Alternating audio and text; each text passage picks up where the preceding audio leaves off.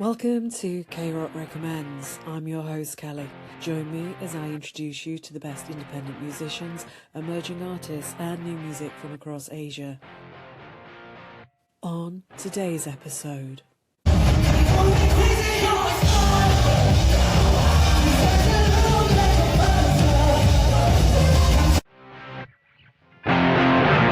Hi, this is KRok Recommends and I'm Kelly, and today I am going to walk you through the wonderful world of Kave and their evolution. I just need to put this out there now. I am a huge sucker for a bass line, and the wonderful thing about Kave is everything they do has them in bucket loads.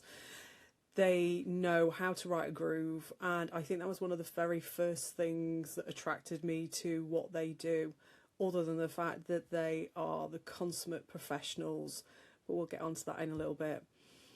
They have this really gorgeous blend of pop, rock, electronica, and it literally had me hooked the moment I heard the very first EP, and then I heard Stone, and it was all over and done for at that point. Kave, or Kings Always Have Veiled Egos, which I personally think is the best name ever for a band, is made up of singer-songwriter Gaho, Kekinu on drums, Jinsang on bass, Hyun on keys, June on bass, and Ona on keys and decks.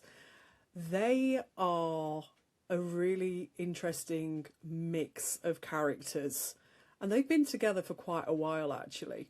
Initially they were signed to Planetarium Records, and they formed as an internal production crew working on Gaho's solo stuff. Yes, Gaho, the guy who sang the title track Start Over from the absolutely fantastic series Itaewon Class. Now, not only did they write that, they also have written some truly amazing K-pop tracks for some of the biggest K-pop alumni you could ever think of.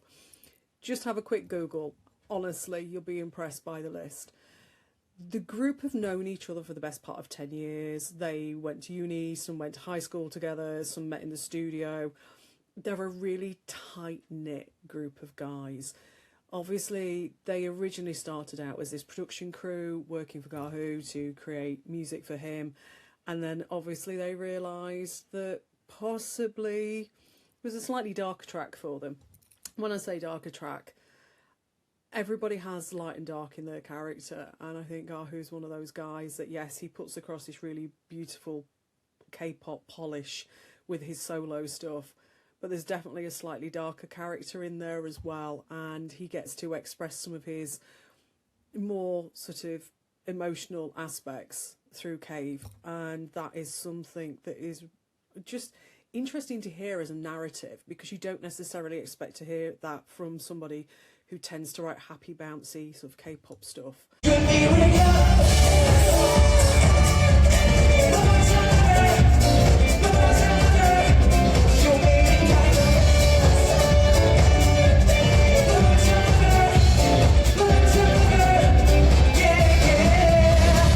I will freely admit that I fell in love with the guys when they released their first EP, Flight of Ideas, in 2024. They really did go a bit mad actually in 2024. So they released 2 EPs. First one was Flight of Ideas. So it's more of a mini album than an EP.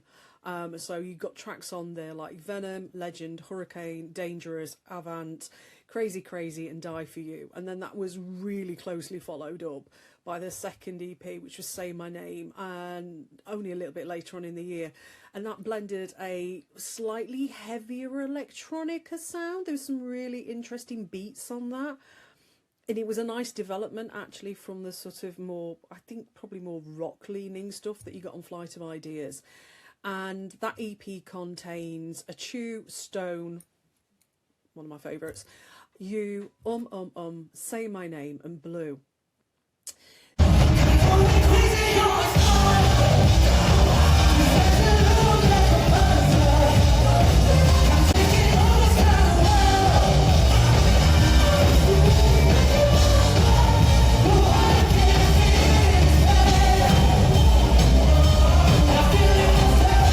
had the absolute pleasure of seeing Kave in Berlin back at Easter. I'd actually gone over to see one of my friends and to go and interview a certain band that you will have seen the interview on the previous podcast. And it was just sheer dumb luck that I actually managed to see them. I spotted that they were playing and I was like, oh my God, I bet they've sold out. And we were lucky enough to get some of the last tickets for the show. I don't know what I was expecting. I think I expected to go and basically see Gaho perform this, you know, sort of like solo feature. I think that's what I was expecting. I was expecting him to be like a front man with his session musicians, because that happens a lot. And you tend to find that with artists that suddenly start working with other people as a side project. They're still the main point of the band. It wasn't the case. I was shocked, actually. One, by technically how good the guys are. I mean, I'll play you a clip in a bit. They are some of the best musicians that I have experienced live in a long time, and I don't say that lightly, to be honest. There's very few acts out there that I will say are very obvious professional session worthy musicians. There's a lot out there that, yeah, they're okay, they're passable, and most people love them and don't necessarily take on board the level of musicianship that they're working on. These guys were insanely good. I mean, I literally stood with my hands on my hips at one point watching a guitar solo going, okay, yep, this is what we're doing, is it? Yep, this makes perfect sense.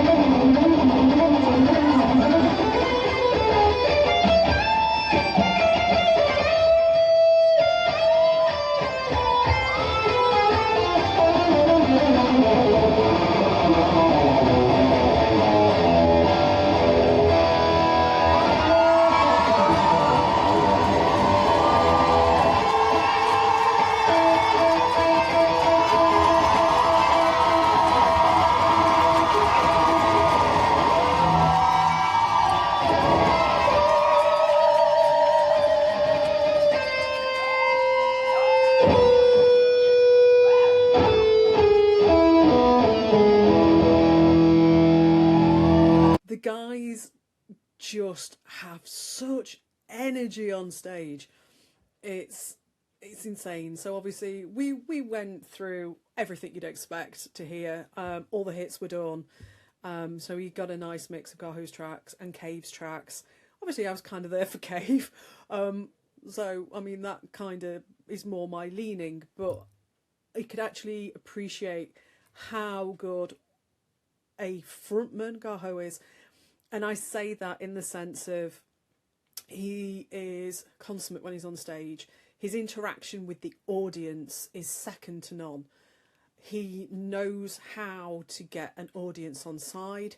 And he also knows how to interact with his bandmates, because weirdly enough, as I was saying, I kind of expected it to be the case that you would be watching a show and it's like, you know, I'm the star, these are my henchmen. It wasn't. They are a fully functioning unit who really obviously love each other as well, which makes it even better. You can tell that they're just there having fun. Yun was having the worst night possible. Literally every 4 seconds, the keyboard kept packing up. I mean, at one point, I was kind of expecting it to get thrown off stage. They'd got every tech hand in the place, literally trying to work on it. Even though they were having a truly horrendous night with the equipment, it was still one of the best shows I've seen in a very long time. They blasted through their catalogue with joy and revelry, and I literally turned around to my friend that I was watching the show with and went, I'm so tempted to book the tickets now for London, even though I know I'm only just going to get home in time to go and see the show. I didn't have a chance. But if I had, I would have gone. And I must admit, next time they tour, I will be there, no doubt, watching them again. They definitely have the ability to transcend a lot of what the K-pop industry has inflicted on other types of music.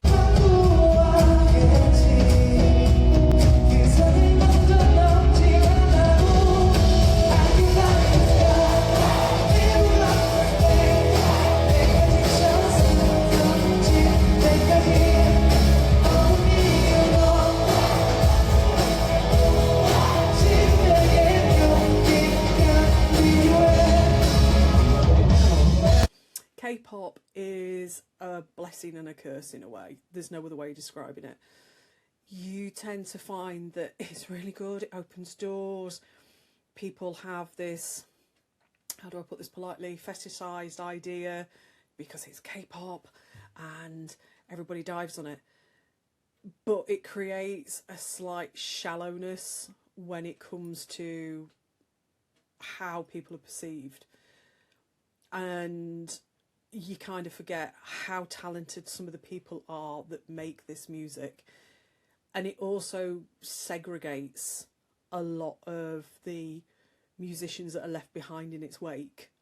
So some get caught up in it and they really don't need to be in it. And others get separated and definitely become, not for want of a better term, but a secondary underclass, an underground world of DIYers and people that create truly interesting music. Because all the stuff you hear in K-pop and you think is interesting all originates from these underground bands. Kave are the ones that will buckle this trend. They have one foot in K-pop because of who their frontman is and who they've written for, who they've been lucky enough to sit in studios and work for and write for. But they're also cool enough, intelligent enough and talented enough to be part of the underground, and they can straddle both worlds, and I'm really excited to see where that takes them.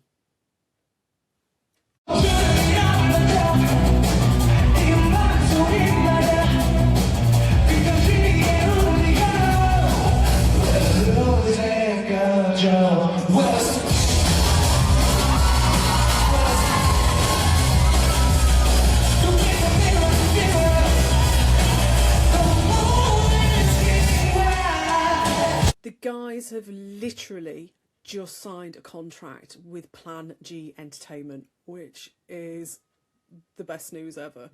And they have also just released the most gorgeous slice of dark, sophisticated, grown-up, slightly EDM rock that you could put out there in the form of Flower Burn.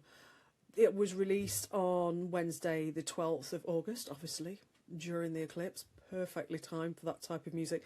If you haven't seen the video yet, definitely take a look. It is so well stylized in that very pristine, polished, slightly edgy look that Kave do, and they've kept with that narrative. Oh, honestly guys, if this is the start of the new music, I can't wait to hear what's coming out. Kave are one of those bands who are honest and rebellious and have this huge fuck you attitude to the K-pop industry. And in this day and age, I think that's something that is really, really needed. And we can honestly say that Kave are here to stay. I just want people to carry my equipment. That's all I ask for. Honestly, the world would be a better place if like drummers Thanos, had... you know what I'm yeah, saying? exactly. Okay, I got mine. I want people to carry their own equipment.